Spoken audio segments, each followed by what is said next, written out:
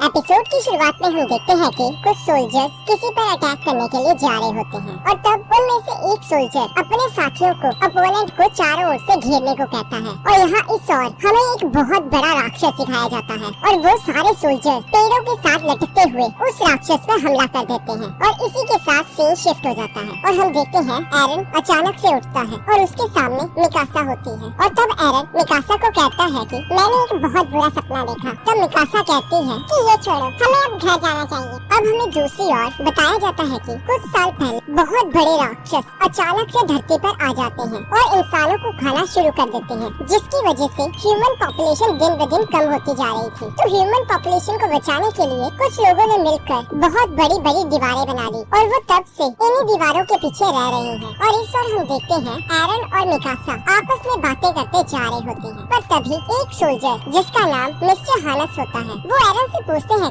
कि तुम रो क्यों रहे हो, क्या मिकासा ने तुम्हें मारा? तब एरन कहता है नहीं, और एरन नोटिस करता है कि मिस्टर हानस से शराब की बू आ रही होती है। तब एरन मिस्टर हानस से पूछता है कि आप ड्यूटी के टाइम क्यों पी रहे हो? अगर किसी टाइटन ने अचानक से हमला कर दिया तो आप हमें प्रोटेक्ट कैसे करोगे? तब मिस्टर हानस का साथी एरन के पास आता है और उसे कहता है कि पिछले 100 सालों से कोई भी टाइटन दीवार को पार करके नहीं आ पाया, तो तुम्हें चिंता करने की जरूरत नहीं है। तब एरन कहता है कि आप तो ऐसे कह रहे हो जैसे टाइटन का आपको कोई खतरा ही नहीं है, आप तो उन्हें बहुत हल्के में ले रहे हो। तब मिस्टर हेनस कहते हैं कि कोई भी टाइटन इस 50 मीटर लंबी दीवार को पार करके नहीं आ सकता, हमें डरना नहीं चाहिए। तब एरन गुस्से में कहता है कि हम कितने सालों से इस केज में रह रहे हैं, हमें बस ऐसे ही चूहों की तरह छुपके रहना चाहिए। और तब एरन और मिकासा वहाँ से चले जाते हैं। अब घर जाते समय मिकासा एरन को कहती है कि तुम्हें स्काउट रेजिमेंट में जाने का सपना छोड़ देना चाहिए। और तभी उन्हें बेल की आवाज सुनाई देती है। तब एरन मिकासा को कहता है टाइटन्स को मारने गए सोल्जर्स वापस आ रहे हैं, तो जल्दी वहाँ चलते हैं।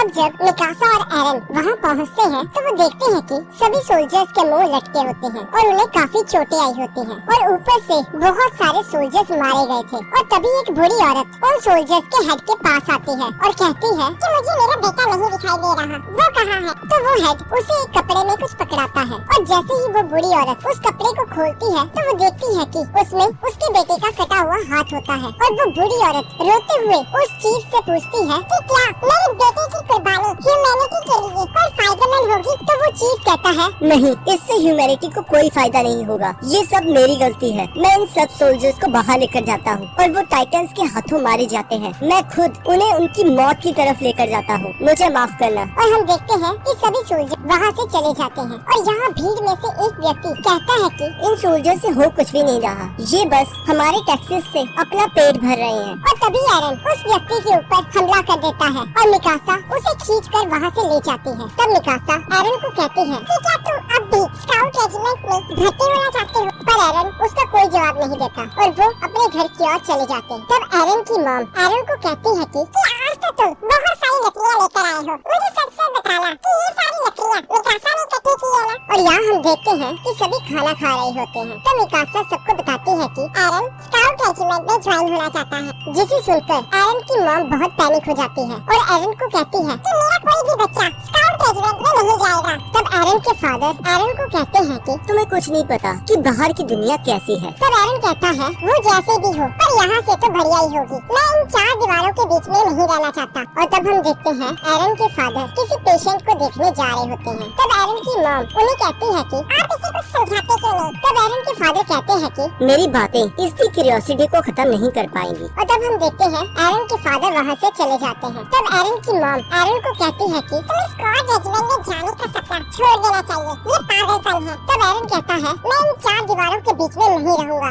और वो वहाँ से भाग जाता है। तब एरन की मॉम मिकासा को कहती है कि तुम्हें मुझे वादा करना होगा कि तुम एरन का हमेशा ख्याल रखोगी और उसे कभी भी अकेला नहीं छोड़ोगी। और दूसरी ओर हम देखते हैं कुछ बच्चे एक लड़के को परेशान कर रहे होते हैं, पर तभी एरन उसे बचाने के लिए आ जाता है। तब वो लड़के कहते हैं चलो इसे भी मजा चकाते हैं, पर वो मिकासा को देखकर वहाँ से भाग जाते हैं और एरन उस लड़के की हेल्प करने लगता है। तब एरन आर्मिन से पूछता है कि वो तुम्हें क्यों मार रहे थे? और तभी हम देखते हैं शाम हो जाती है और वो सभी नदी के किनारे बैठे होते हैं। तब आर्मिन बताता है कि मैं उन्हें बता रहा था कि ह्यूमैनिटी का फ्यूचर इन दीवारों के पीछे है, पर उनके दिमाग में कुछ भी नहीं जा रहा था। तब एरन कहता है कि कोई हमें अपनी मर्जी से जीने क्यों नहीं देता? तब आर्मिन कहता है कि ये दीवारें बहुत अच्छा आइडिया थी, इन्होंने हमें पिछले 100 सालों से टाइटन है और अब कोई भी इसे पार करने की हिम्मत नहीं कर सकता। पर ये भी सच है कि ये दीवारें हमेशा के लिए नहीं टिकेंगी, कभी न कभी टाइटन्स अंदर आ ही जाएंगे, ये बस समय की बात है। और तभी हम देखते हैं कि आसमान से एक बिजली दीवार के पीछे गिरती है और तभी सब उसकी ओर जाने लगते हैं और वो देखते हैं कि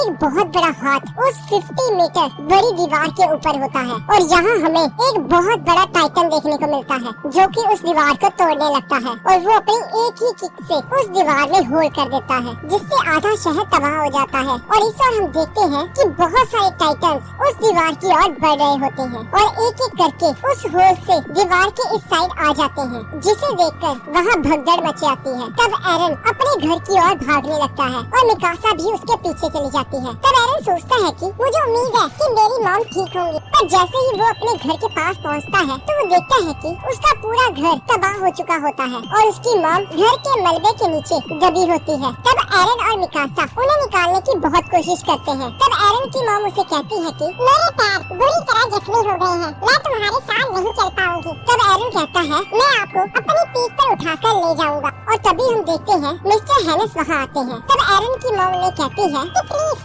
एरन और मिकासा को यहाँ से ले जाओ। तब मिस्टर हेनिस कहते हैं मैं आप सबको बचाऊंगा और वो उस टाइटन पर हमला करने जाते हैं। पर जैसे ही वो उस टाइटन के पास पहुँचते हैं तो वो डर जाते हैं और एरन और मिकासा को लेकर वहाँ से भाग जाते हैं। तब एरन की मॉम कहती है थैंक यू और इस ओर हम देखते हैं वो टाइटन एरन की माँ को उस मलबे के बाहर निकालता है और उन्हें खा जाता है। ये सब देखकर एरन को बहुत बड़ा शॉक लग जाता है। इसी तरह अटैक ऑन टाइटन का सीजन 1 का एपिसोड 1 खत्म होता है। हम आपको अगले